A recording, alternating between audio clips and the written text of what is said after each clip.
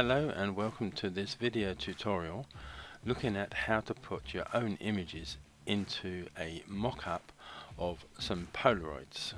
This version here, I have 4 different images of my own which I put into the different Polaroid images. You can also, in some cases, like this one here, we have multiple Polaroid frames. You put the one image in, and then it looks like each Polaroid is taken of different parts of the face or whatever image you use, and to make up the whole image, although you've only added the one image.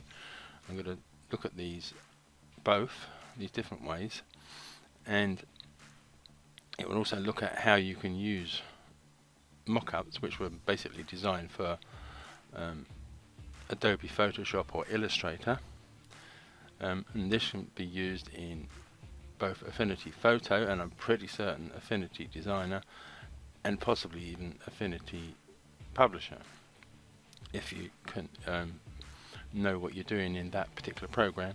I've not actually tested it in Publisher, but I would imagine the principles are pretty much the same in certain areas. So let me just get rid of that one. Get rid of that one, and let's look at the internet first of all. Now, this all came about because in one of the Facebook groups that I was in, somebody asked about using a Polaroid mock-up image and how it worked. So I had a quick hunt round, and I found this site by Hotjar where it gives you links to 22 different sites where you can get different Polaroid mock-ups. Now, you're not restricted to just Polaroids. So you've got this one here on a washing line. There are different, so you could use this format here as well.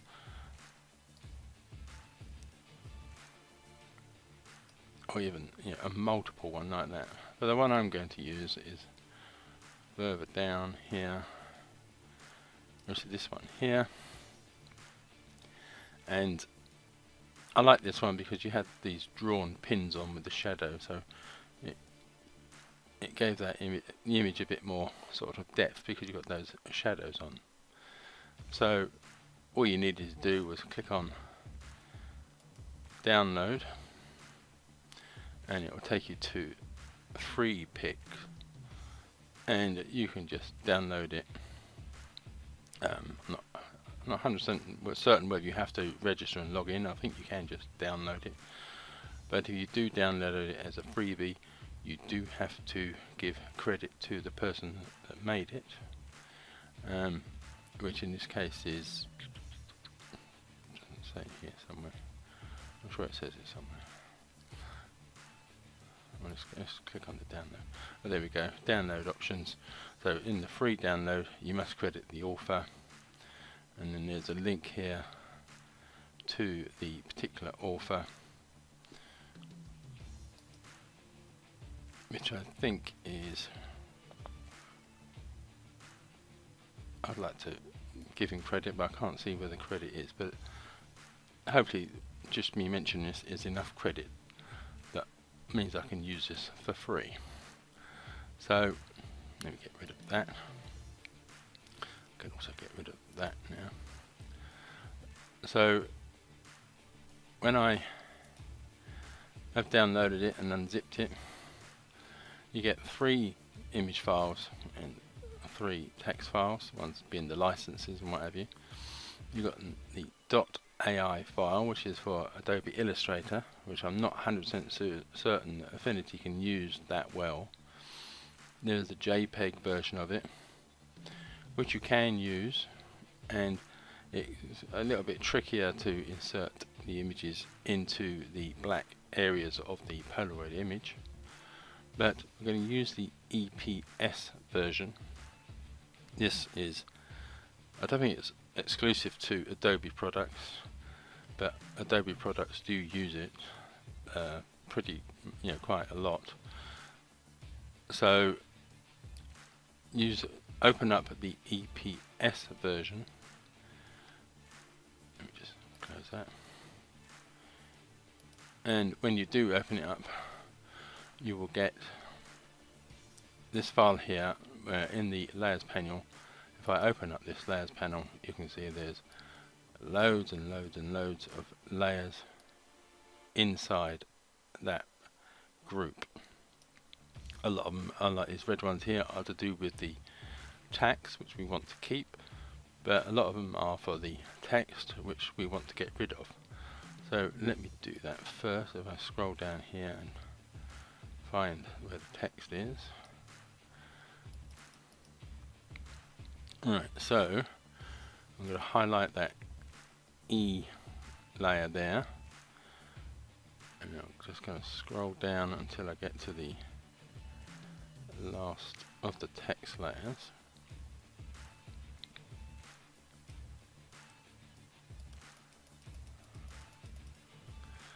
And then I'm going to hold down the Shift key and click on the bottom one, so it now has highlighted all of those between the top one that was highlighted and the bottom one that was highlighted. I can just click on one of the ticks and it will remove all of those layers of visibility. So now all the text has been removed. And then if I come down to the bottom, I think it's right near, it's near the bottom. What I'm trying to find is to remove this logo down here. Ah, here we go. Alright, this time I'm also going to remove some of these shapes, which is this little logo here. So I'm going to highlight the top one.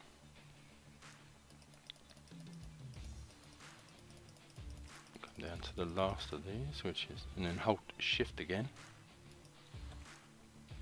So it highlights all of them when you click on the bottom one, and then you can remove the logo. So that is the first bit of housework done out of the way. So now we want to start inserting our own pictures. Now all we're going to do now is again have a quick search down here to find where those layers are.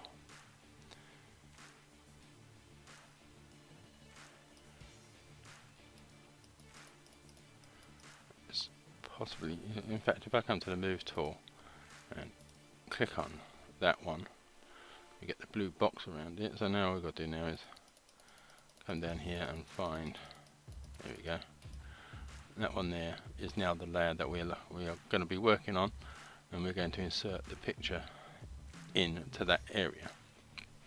So all we need now is an image. So I'm going to go with this one of here of Walton Pier. And you could either do this by going Edit, Copy, or Control C, or I personally find it so much easier just to right click on the layer and come to Copy. Come back to your EPS file. Now, the trouble is when you go away and come back, it will move the layers. But there we go. So that is the one that is still highlighted. Now, rather than just coming to Edit and Paste, which is an okay way to do it, because if you do that, it will paste the image above the one that is highlighted, and then all you'd have to do is to click and drag it down into this particular layer. But it's a lot easier just to come to the Edit menu and go to Paste Inside, and what that will do, it will paste that layer that you have copied inside that blue square layer. Now if I zoom out, as you can see, hopefully,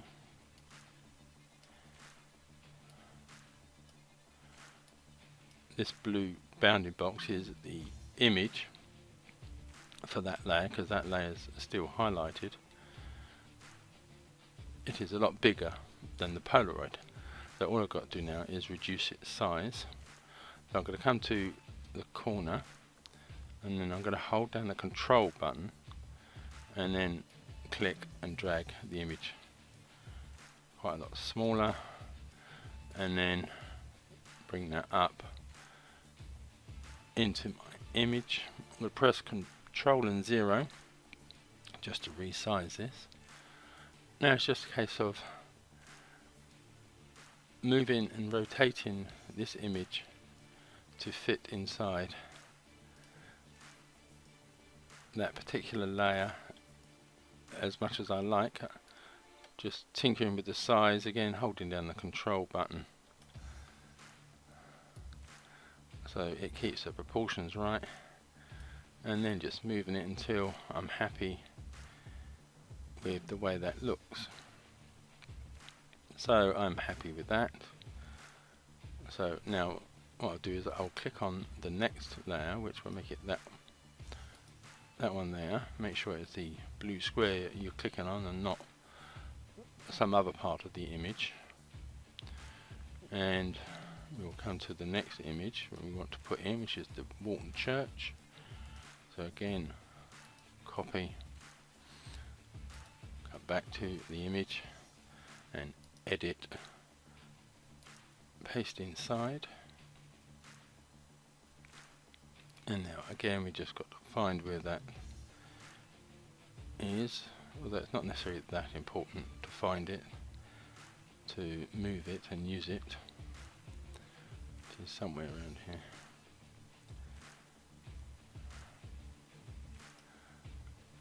It must be this one here, I think.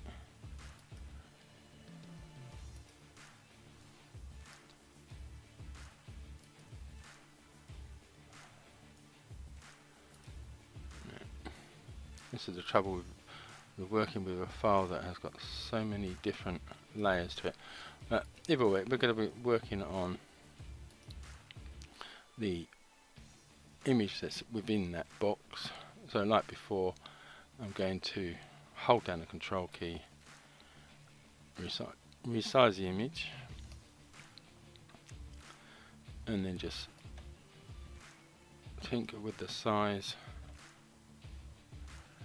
and position until I'm happy. That'll do. Double click on the single click.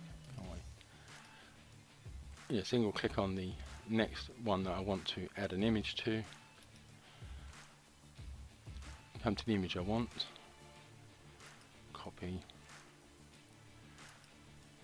Back. Edit. Paste inside, and then again holding down the control key to keep the proportions, rotating it where necessary, and positioning it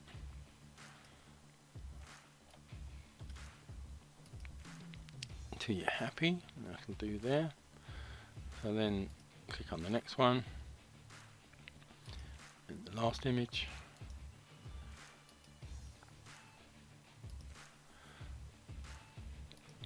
edit, paste inside,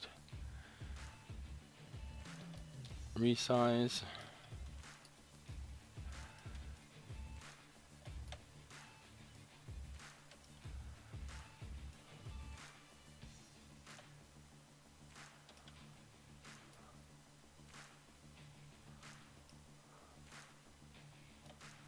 almost there.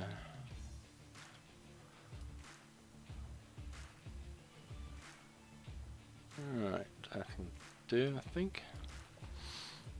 So there I have the 4 different images inside the 4 different Polaroid frames. You could, if you wanted, then add some text layers to add something to the bottom part of these Polaroid frames, which is why I'm guessing a lot of these Polaroid frames are quite popular, because it does give you sort of quite a nice decent area here to add a bit of text and context to your image. Let me just quickly get and we'll call this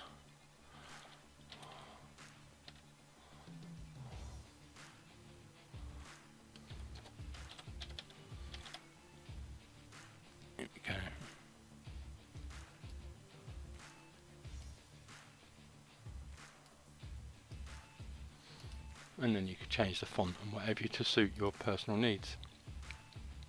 So that is basically how that version is done. So I will tidy up a bit and then I will come back and we'll look at the second way of doing this. I'll be back in a minute. Okay, moving on to the second type of usage of these Polaroid frame mock-ups. Now this one I got from a website called I'm guessing it's trying to say Piker, but to me it's just like Piker, so Freepiker. I would add a link to this one also in the description. Now I will say that when you download this, I have had some people complaining about this particular site, saying that it doesn't always like, well, their email programs doesn't always like downloading this particular file or from this particular site. I don't know quite why. I had no particular problem with it myself, but just be aware of that. I think some email programs are a little bit more fussy than others, but either way I'll do a good virus check on it before you start using the file. But if you can't find this one, I'm sure there's plenty of others out there that you could use. And when you get the file, again you get the JPEG version, you get the license, and you get the PSD version, which again is used in Adobe Photoshop, but can be used in Affinity Designer and I think pretty much Publisher as well. So once you open the file, you get the PSD version here and all the different layers. So the first thing I'm going to do is this top layer. I'm just going to turn off its visibility so you don't have the Freepiker logo. And next I want an image to go into this. So I'm going to use this selfie I took of myself here, and I'm just going to copy that. And for now I'm going to paste this at the top, so I'm just going to come down to paste, and then I'm going to use the move tool, holding the control key. I'm just going to roughly resize this and put this, so it pretty much covers up all of those Polaroid images behind. Now it might just be me, I'm doing something wrong here. I've not worked with PSD files that much, so maybe there's something I'm missing here, but I personally had quite a job of getting this image into the Polaroid frames like I wanted. I mean, there is a file here that says image replace here, and I've tried putting it there and turning this off. I thought that would work, but it didn't. So the way around this I've found is, once I've got this to roughly the size I want, I will right click that, and you can either cut or copy, but in this case I'm just going to copy, and then I can turn that off, and then come down to the layer that's down here that's got all effects, drop down the layers that are in that all effects group, and click on the logo for the very first little mini group within that overall group, and make sure it's the logo that is highlighted, not the mask or any others, and then just come to edit and paste inside. So that now replaces that image. And because we're on the move tool, you can move this around, resize it, get it into a position that you're happy with, which I think is about there, and there you have it looking like there's multiple Polaroids making up just the one picture. So it is fairly easy to do. but there might be a better way of doing it, and I just haven't worked it out because I don't know PSD files that well. So basically that is the end of this tutorial. So you can either put one picture into each individual Polaroid image, or like this one, you can put one picture spread over multiple Polaroid images. So hopefully people have learned something from this. Thank you for watching, and goodbye.